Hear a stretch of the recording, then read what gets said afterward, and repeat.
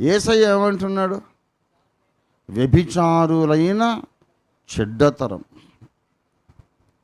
అంటే ఆ 2000 ఏండ్ల కిందటనే యేసయ్య ఆ జడ్జిమెంట్ ఇస్తే, ఆయన ఈ మాటలు చెప్పి ఇప్పుడు 2024 ఏళ్ళు అయింది. ఎంత దారుణంగా ఉందో తరము చూడండి. విలియం బ్రాన్హామ్ గారు అనే భక్తుడు 40 ఏళ్ల కిందట, 40-50 ఏళ్ల కిందట అమెరికాలో జెఫర్సన్ విలే అనే పట్టణంలో ఆయన వాక్యం చెబుతూ ఆయన ఒక మాట అన్నాడు. We have a city called loss Angeles. Loss Angeles అంటే ద సిటీ ఆఫ్ ఏంజల్స్ అన్నమాట. దేవదూతల యొక్క మహానగరం అని అర్థం.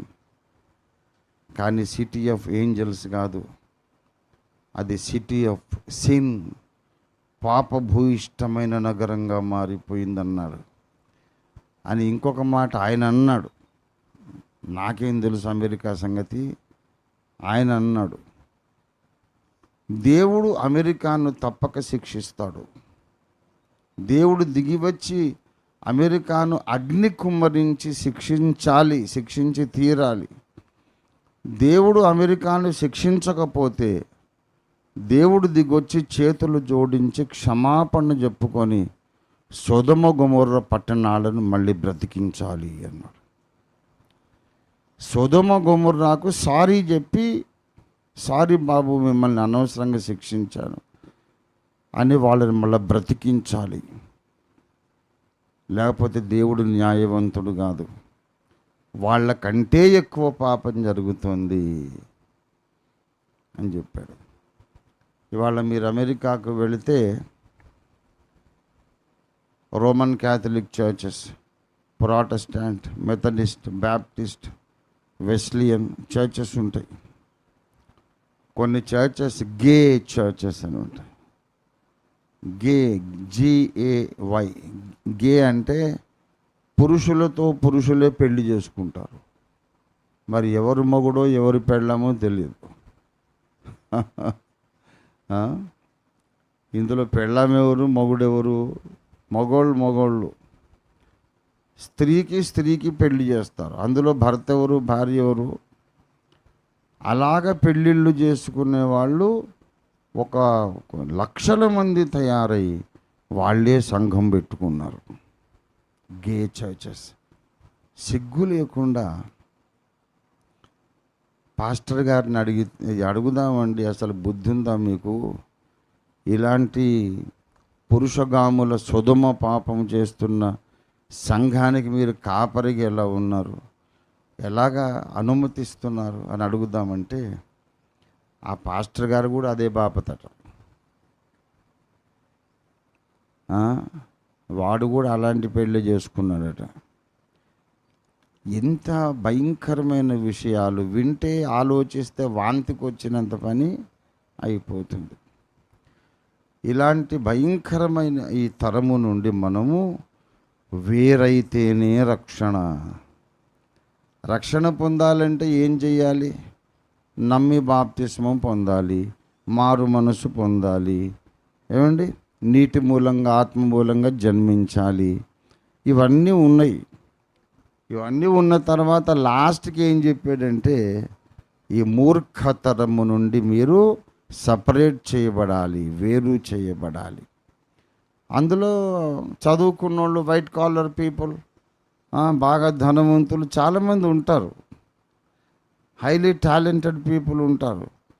సిగ్గు లేకుండా వార్తల్లోకి వచ్చేస్తుంది, ఫలానా సినీ నటి పెళ్ళి కాకుండే తల్లి కాపోతున్నది అని ఒక వార్త.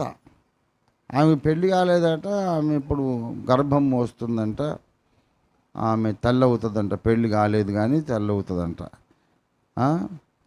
మళ్ళీ అట్లాంటి ఆమె రిబ్బన్ కత్తిరించడానికి వస్తే 1,00,000 మంది ఎగబడతారు, సినీ స్టార్ వచ్చిందని. వ్యభిచార పాపము ఈ సమాజాన్ని నింపేసింది, పరిపాలిస్తుంది. ఈ పరిస్థితిని చూసి మన హృదయంలో మనం లోతులాగా బాధపడాలి. నువ్వు బాధపడగలిగితే దేవుడు నీకు మార్కులు వేస్తాడు. సమాజాన్ని మనం మార్చలేము. మనం చేయగలిగినవి 2 పనులే. అందులో మనం పాలివారమై ఉండొద్దు, నంబర్ 1. రెండవది ఏంటంటే బాధపడాలి. బాధపడితే నువ్వు నీతిమంతుడివే, బాధపడితే నువ్వు నీతిమంతురాలివే. ఎవరైనా అయ్యో ఇలా జరుగుతోందని ఏడిస్తే, బాధపడితే వాళ్ళని చూసి నేను సంతోషపడతాను. This lady is a righteous lady, this man is a righteous man. They are not happy about what's going on around them.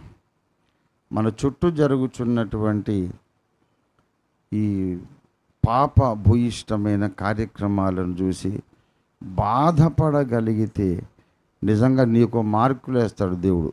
నీతిగల మనస్సు. కొంతమందికి వ్యభిచార మనస్సు ఉంటుంది, ఎప్పుడు అదే మైండ్, ఎప్పుడు అదే ఆలోచన. అలా ఉన్నట్లయితే మనం ఏం చేయాలి చెప్పండి? మారు మనస్సు పొందాలి.